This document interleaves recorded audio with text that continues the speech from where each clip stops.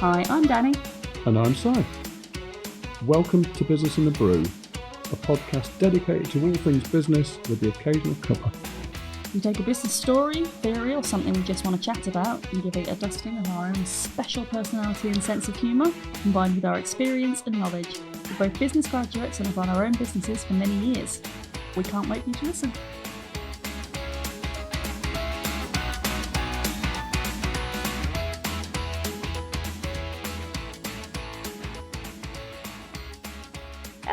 Hello. Morning. Hello. I want to talk to you about F1 and babies. Ooh. Love them both. You don't love Formula One, do you? No, I like Formula One better than I like babies. Oh, I think I like babies better than I like Formula One. Only because you can give them back afterwards. Also, I've never been to Formula One. But, interesting link between Formula One and tiny babies. But not just any tiny babies in Great Ormond Street Hospital with heart problems. Really? Yeah. Is this tenuous? No, it's not tenuous. It's very strong. It's a story. So, I'm going to tell you the story. Critically ill babies who'd undergone heart surgery faced a very, very high risk of complications and death during the transfer from the operating theatre to intensive care. Right. Because that's when you're most vulnerable. Mm-hmm. Intensive care, you've got all the stuff. Theatre, you've got all the stuff. The bit in between, dangerous. And the handover between the surgical and the ICU team, so that gap where you're vulnerable, could be 10 to 20 minutes of time. It involved up to 20 people, more than 50 process steps, and loads of pieces of data and things. And obviously, sometimes miscommunication and delays could cause unavoidable errors, which resulted in horrible, horrible outcomes for the tiny babies. So in 1999, Dr. Martin Elliott, who was a leading paediatric cardiac surgeon, and Dr. Alan Goodman, who was an intensive care specialist, and Formula One fans, noticed that their post-surgery handovers resembled something like an F1 pit stop. Oh, so Penny just dropped them. Obviously, if you've never seen Formula One, what are you doing? But the car drives into the pit lane. They get the wheels off, get the wheels back on, do any calibration, any work they need to do on the car within seconds, and then the car is back out there in the race with people out even blinking. Yeah, it's that efficient. The whole team works together as a single entity. Everyone's pulling together to do the thing. Marginal gains. Yeah. What? Marginal gains, little tiny gains along the way. Actually improved all that iteration. Oh. So they noticed this slick, efficient machine that was a pit stop crew, and they wondered if there was anything they could learn from the pit stop crew, because both situations, both the movement of babies from theatre to ICU and the pit stop, involved a time-critical transition, multiple specialists with distinct roles, all working together in sort of this ballet, equipment disconnection and reconnection, and communication under pressure. So they reached out to Ferrari's F1 pit crew team, which I think is pretty impressive. You see that and you go, hang on a minute, because they'd obviously got it nailed. So they reached out to Ferrari, and Ferrari invited Great Ormond Street Hospital team to their Maranello headquarters, which is Italy, I assume. I think it's Italy, yeah. To observe races in action so that they could study the choreography, the timing, the communications of the pit crews, and kind of work out what the secret sauce was to them getting it so perfect. And they discovered that F1 success isn't just speed. It's not just that these people are really quick at pulling off a tyre and putting a tyre back on. It's structure. They understand what they're doing. Everyone's got a role. Everyone knows exactly what they need to do and exactly when they need to do it, and it just works. It does. So the comparisons between the two. So in an F1 pit stop, they had dozens of tasks completed in seconds, whereas in the paediatric ICU handover, they had dozens of tasks completed in minutes. So you automatically had a time saving. Both of them had specialists with defined micro roles, whereas in the paediatric ICU, it was less defined. It was kind of like everyone kind of had responsibility and no one was ultimately responsible for each of the micro roles in it. A much clearer command hierarchy in F1, less so in paediatric ICU handover. You would have a lead nurse, you'd have a surgeon that directs, but ultimately there isn't one lollipop chap like you get in the F1, the one with a stick with the lollipop. Coordinating. Yeah. You've got no overlapping chatter in an F1 pit stop, partly because there's no way you can talk over the sound of those vehicles, but you didn't get the chatter, you didn't get the background, you just had one voice in command, one voice in control. Yeah. And they did error rehearsals, whereas the ICU never did simulation handovers. Really? They just kept iterating the process, or compounding their mistakes, whichever one you want to call it. But whereas F1 practiced and made sure there was rehearsals and they knew what they were doing. Yeah. So after shadowing the Ferraris team, Great Ormond Street redesigned their handover process to rehearse before every surgery, so everyone knows their role and the order of operations. Appoint a handover captain. What a great name! Wow. So one person calls the sequence. Do they have a lollipop? No, unfortunately not. Can you imagine? Like a little baby on it. One calls the sequence and then the others confirm their task succinctly. Have you done this? Yes. Have you done this? Yes. To make it a structured checklist. Yeah. They literally borrowed from F1's process sheets. Oh, brilliant. No overlapping dialogue, so only one voice at a time, like the conch shell in that film about the boys on an island who ate each other. Lord of the Flies. Lord of the Flies. I don't know if they actually ate each other, but anyway. Physical positioning, just like a pit crew, everyone stands in the same spot each time, so you can't bash into each other, you can't fall over each other's feet, that kind of thing. And post-handover debriefs. So watching recordings, spotting micro delays and improving for next time. So it did become a really beneficially iterative process. Brilliant. So people were under direct scrutiny that each time it was being recorded, or was it only being recorded during training? No, each time it was being recorded.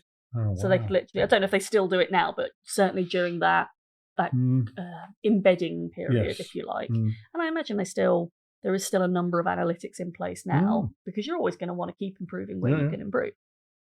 And the stats are unbelievable. So before speaking to the F1, the technical errors per handover were on average 5.42.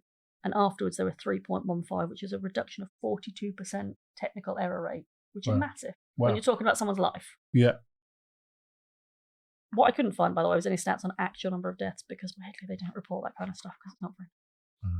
So I'm not going to. So we can assume though. Yes. That the death rates have been reduced. They've definitely been reduced. I know that. I just don't know it by a quantitative number. So information emissions went from before the conversation 2.09 on average to 1.07. So again, a 49% reduction. These are massive reductions in data issues, technical issues. The handover duration went from 10.8 minutes to 9.4 minutes on average, down 13%. And that would have kept improving if they kept iterating the process. And the adverse incidents reduced significantly is the closest I could find to actual data. There will.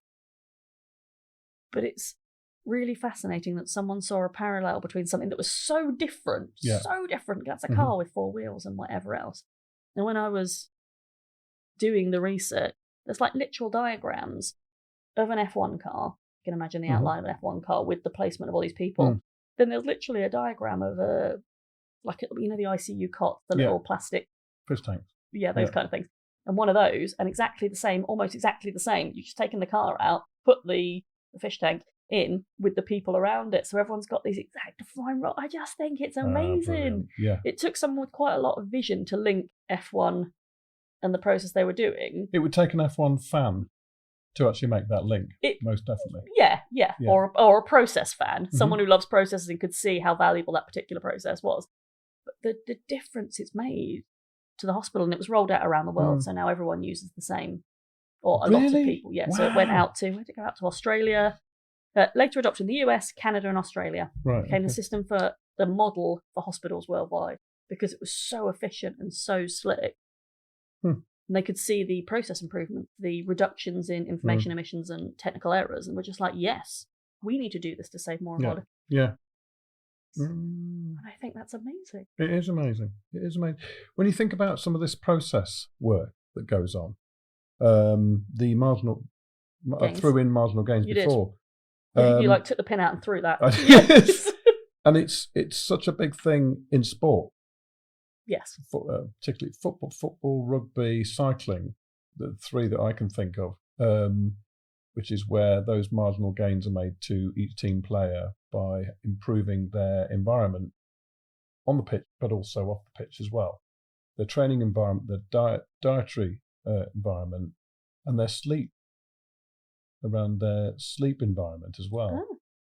I'm sure I've mentioned it on a previous episode. It's not ringing a bell, isn't it? But it's very early in the morning, so I've worked with a sleep expert who we've definitely had this conversation. Whether it was on a podcast is a different matter entirely. Probably. But what he was doing was responsible for introducing a sleep regime and routine to every sports team that he came into contact with, and he worked with Sky for the cycling team.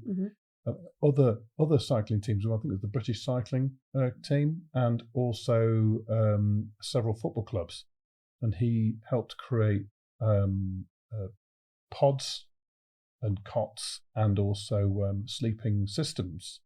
So whenever players or Tour de France riders or whoever was travelling around, they had the same sleep environment in whichever hotel they went into. Replicatable. Yes. So this iterative process of taking out some of the things that are preventing recovery and preventing... and they seem like, in and of themselves, small, insignificant things. So like having one voice take control in the ICU handover, having a sleep pod that replicates your sleeping environment at home. They seem tiny, but that's why they're called those micro gains, because each little thing contributes to the bigger picture in a really significant way. Yeah.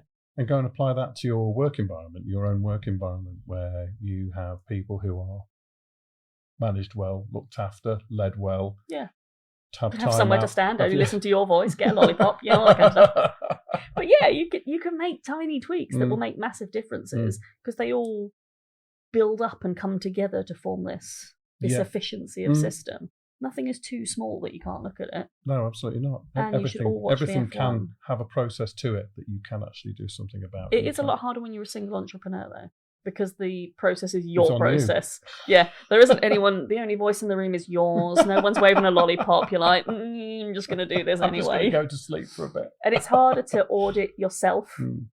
It's when you've got a team. It's quite, you can step back and you can see the whole team. When it's just you, you're like, it's the way I've always done it. It'll do. But you and I both have teams around us, and we both have people that we, it's definitely difficult with a remote team. Yes.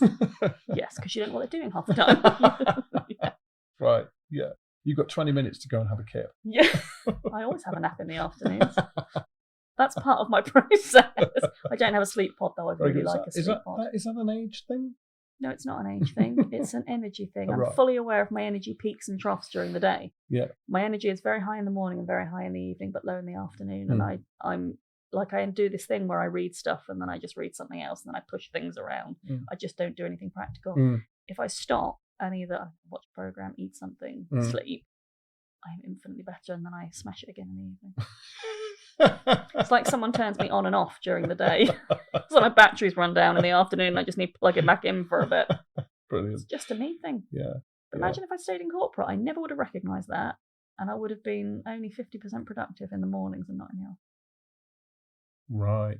So this little system going on, this F1 / Great Ormond Street system, crossing over into other territories. Yeah, well, in theory, yeah. Are they actually, or is there any evidence that they've kind of used it in other areas? Is it all focused on babies? So it is referenced by the WHO, the World Health Organization, in surgical safety training generally. So not just for baby heart things, So it inspired some later partnership between NASA and the NHS. So crew resource management training. That is a massive thing. It is. Crew resource management or cockpit resource management in flying as well. McLaren F1 and NHS for logistics and data analysis, and Red Bull Racing and air ambulance crews. And even years later, the F1 teams continue to advise hospitals on efficiency and human factor engineering. Brilliant. Which I think is amazing. And do they do that out of the kindness of their heart, bearing in mind how much money they have? Or do they do it I think they probably do, because you're talking babies with heart conditions, Si. Well... I mean, I don't. Do you know what? Sorry, that was not obvious during. We love babies. We'll help you, but it's going to cost you $5 billion. That sounds really mean. I can't believe anyone would do that. But I suppose, do you know what? There's not a single financial figure in all of my research. So I'm going to assume that it was all done because people care about the little babies. That's a really lovely story. It is a really lovely story, isn't it? Yeah. I want to go and cuddle a baby now. We don't have any of those here. Well, they're not allowed in the studio. They make way too much noise, wouldn't they? No, but there's one on the way. So Beg your pardon? there's one on the way. Oh, yes, the production crew. Sorry, I was very confused that someone was bringing a baby in. I was like, is there? How exciting. And they smell lovely too. Anyway, okay, so that is my story about F1 and babies. Brilliant. Thank you for listening. Okay.